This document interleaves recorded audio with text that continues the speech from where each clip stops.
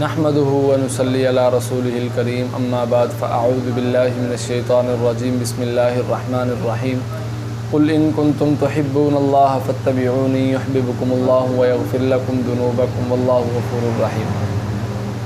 قال النبي صلى الله عليه وسلم لا يؤمن احدكم حتى اكون احب اليه من والده وولده والناس اجمعين او كما قال عليه الصلاة والسلام. حدیث پاک میں آتا ہے آپ صلی اللہ علیہ وسلم کا فرمان ہے کہ جس نے میری سنت کو پورا کیا گویا کہ اس نے مجھ سے محبت کی، اور جس نے مجھ سے محبت کی وہ جنت میں میرے ساتھ ہوگا. تو ہمیں بھی چاہیے کہ ہم آپ صلی اللہ علیہ وسلم کی ہر سنت کو پورا کرنے کی کوشش کریں. اس میں دو پہلو ہیں، ایک تو محبت ہے اور ایک اتباع ہے. اور جس شخص سے محبت ہوتی ہے اسی کی اتباع کرنا ہمارے لیے آسان ہو جاتا ہے، اور جس سے محبت نہیں ہوتی اس کی اتباع کرنا مشکل ہوتا ہے. تو ہمیں بھی چاہیے کہ ہم آپ صلی اللہ علیہ وسلم سے محبت کریں، تو آپ صلی اللہ علیہ وسلم کی اتباع کرنا ہمارے لیے اتنا ہی آسان ہو جائے گا. اور جب ہم آپ صلی اللہ علیہ وسلم سے محبت نہیں کریں گے تو پھر اتباع کرنا اتنا ہی مشکل ہو جائے گا. اور صحابہ کرام رضوان اللہ تعالیٰ علیہم اجمعین نے اس چیز کو عملی طور پر کر کے بتلا دیا. ایک صحابی کے بارے میں آتا ہے، اپنے باغ میں کام کاج کر رہے تھے تو ان کا بیٹا بھاگتا ہوا گیا اور جا کے باپ کو اطلاع دی کہ ابا جی مدینہ میں آپ صلی اللہ علیہ وسلم کا انتقال ہو گیا. اور جب ان صحابی کو یہ خبر ملی تو انہوں نے باغ میں اپنے کھڑے کھڑے اسی وقت ہاتھ اٹھائے آسمان کی طرف اور کہا کہ اے اللہ، میں جن آنکھوں سے آپ صلی اللہ علیہ وسلم کو دیکھا کرتا تھا ان آنکھوں سے اب اس کے علاوہ کسی اور کو دیکھنا پسند نہیں کرتا، تو یہ آنکھیں میرے سے لے لے. تو اللہ تبارک و تعالیٰ نے ایسا ہی کیا، ان صحابی کو اسی باغ میں کھڑے کھڑے نابینا کر دیا. اور یہ صحابی نے عمل کیوں کیا کہ انہیں آپ صلی اللہ علیہ وسلم سے محبت تھی. اور جب محبت ہوتی ہے تو اتباع کرنا اتنا ہی آسان ہو جاتا ہے. حضرت عبداللہ بن مسعود رضی اللہ تعالیٰ عنہ مسجد نبوی میں تشریف لا رہے ہیں اور آپ صلی اللہ علیہ وسلم نے ارد گرد کھڑے صحابہ سے کہا کہ بیٹھ جاؤ.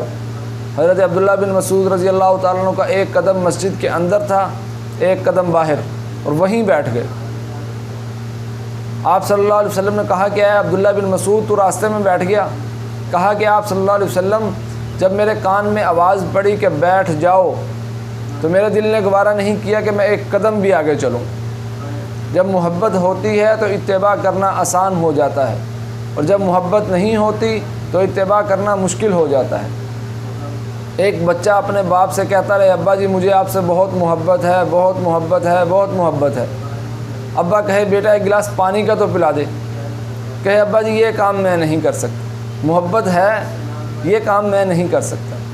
تو ہمیں بھی چاہیے کہ ہم بھی جو عشق رسول کے دعوے کرتے ہیں بہت سارے کہ مجھے ہمیں نبی پاک صلی اللہ علیہ وسلم سے محبت ہے، محبت ہے، محبت ہے، محبت کے تو دعوے کرتے ہیں، جب اتباع کی باری آتی ہے اور اپنی زندگی آپ صلی اللہ علیہ وسلم کی سنت طریقوں پر گزارنے کی باری آتی ہے تو ہم خاموش ہو جاتے ہیں. اور ہمیں محبت نہیں ہے جس کی وجہ سے اتباع کرنا ہمیں مشکل لگتا ہے.